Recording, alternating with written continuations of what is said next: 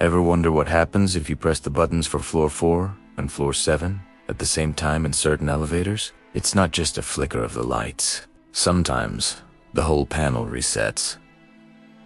The elevator starts moving, but not to any floor you recognize. You're headed to a place that, officially, doesn't exist. It's not on the architectural blueprints, not in the city's fire safety records, and it's definitely not somewhere you're supposed to be. Most people think the missing 13th floor is just a funny superstition, a way for hotels to keep superstitious guests happy. But they're wrong. The 13th floor isn't missing. It's just hidden. And once you realize how many of these ghost floors are sitting right above your head while you sleep in a hotel or work in an office, you'll never look at a skyscraper the same way again. Next time you're in a high-rise, check the elevator panel. If there's a missing number or a button that doesn't light up, tell us the city and the building in the comments. We might be looking for exactly what you've found. Every year, millions of people step into elevators, press a button, and trust that the numbers on the panel represent the entire building. But architects have secrets. There's a concept known as interstitial space. In most buildings, these are just small gaps for pipes and wiring. But in the world's most iconic skyscrapers, these spaces are transformed into entire floors, intentionally erased from the public record. Take the New York Life building. For example, for decades, rumors swirled about a floor that wasn't reachable by the main elevator bank. When urban explorers finally mapped the ventilation shafts, they found it a fully furnished level equipped with vintage communication gear that looked like it belonged in a Cold War bunker. This wasn't a mechanical room. It was a contingency plan, hidden in plain sight. The history of the ghost floor starts with something simple: triskaidekaphobia, the fear of the number 13.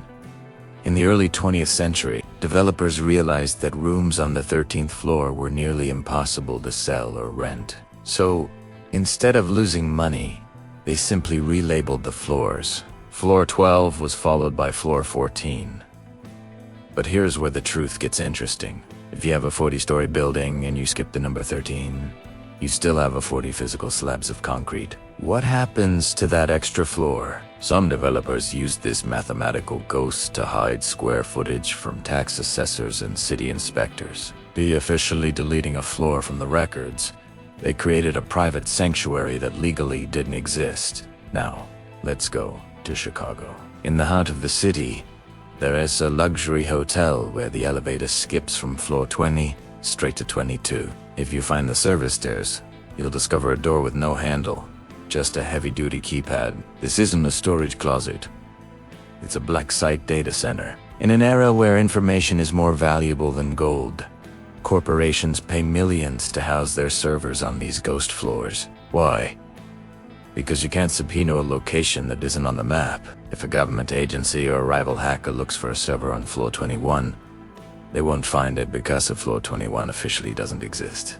It's a digital vault hidden in plain sight, protected by the very superstition that makes us ignore the gap in the elevator panel.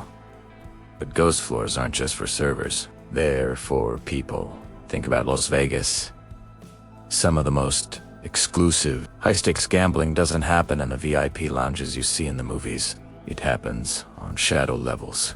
These are floors tucked between the penthouse suites and the mechanical rooms, accessible only through a specific sequence of elevator buttons or a key card that looks like a standard room key but has no room number printed on it. These floors are ghosted to protect the identities of the world's most powerful people. When you're on a ghost floor, you are outside the jurisdiction of standard hotel security. You're in a gray zone, an invisible territory. Then there's the structural anomaly known as the mechanical void. In cities like New York, zoning laws limit how tall a building can be based on its usable floor area. To get around this, some developers build massive, 30-foot-tall mechanical floors that are mostly empty air. Officially, they're for ventilation and machinery. Unofficially, they exist to boost the building's height, allowing the developers to sell the ultra-luxurious top-floor apartments for much higher prices because of their incredible views. But internal whistleblowers have revealed that these voids are rarely empty. They become dark floors, spaces used for surveillance, private clubs, or even high-end apartments that pay zero property tax. On paper, they're just rooms filled with air conditioning ducts. Perhaps the most chilling example involves the Old North Hotel. For years, guests on the top floor reported hearing footsteps and strange noises from above them, but there was nothing above them but the roof, or so they thought. When a curious maintenance worker finally pried open a sealed hatch in the ceiling of the penthouse, he didn't find an attic.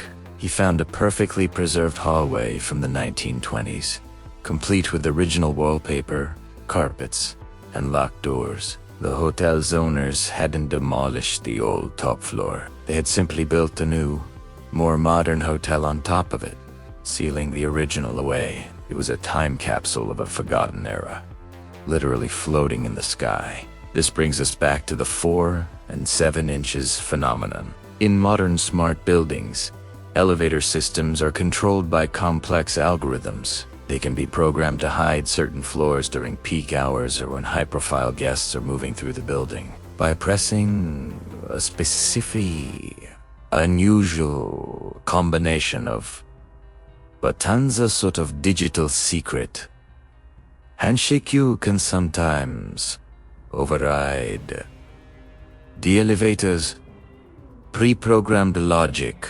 You are telling the building's central computer that you are someone who is allowed to see the invisible. We often think of our world as fully mapped, fully explored, and fully transparent. We think that because we can see a building's exterior, we know what's inside. But the ghost floor reminds us that the world is built on layers. There are the stories we are told, and then there are the stories written in concrete that we aren't allowed to read. There are architects who have spent their entire careers designing spaces that are meant to be forgotten.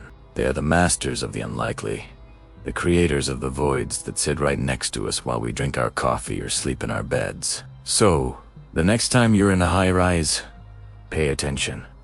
Notice the travel time of the elevator. If it takes 5 seconds to go from floor 4 to floor 5, but 10 seconds to go from floor 12 to floor 14, you might have just found one. You are passing through a ghost, a space where time moves, but geography stands still, a place where the blueprints end, but the building continues.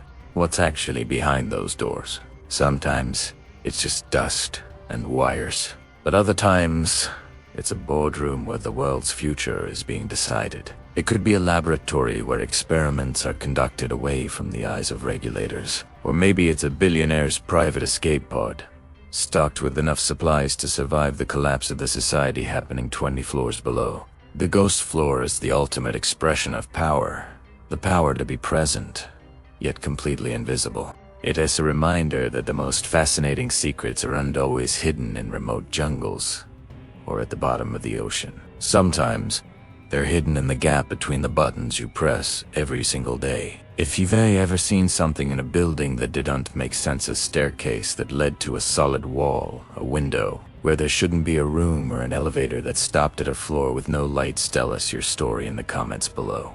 The blueprints might lie, but the building never does. Thanks for watching, and stay curious.